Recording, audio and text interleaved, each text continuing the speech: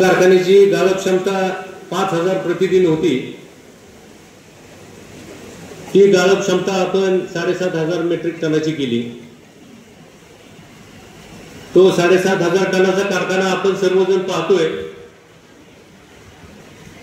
की जवळपास 9.25 ते 9.5 प्रतिदिन क्षमतेनं त्या ठिकाणी आपण गाळप करतोय।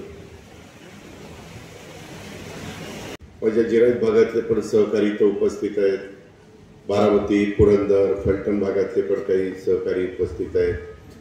सर्व प्रतिष्ठित मान्यवर, माझ्या श्री सोमेश्वर सहकारी साखर कारखान्याचे ऊस उत्पादक शेतकरी, आमच्या लाडक्या बहिणी, पत्रकार मित्र, शासनाचा आणि आपल्या सोमेश्वर कारखान्याचा उपस्थित असणारा सर्व अधिकारी वर्ग, कर्मचारी वर्ग, जमलेल्या बंधू भगिनींनो आणि माझ्या तरुण मित्रांनो,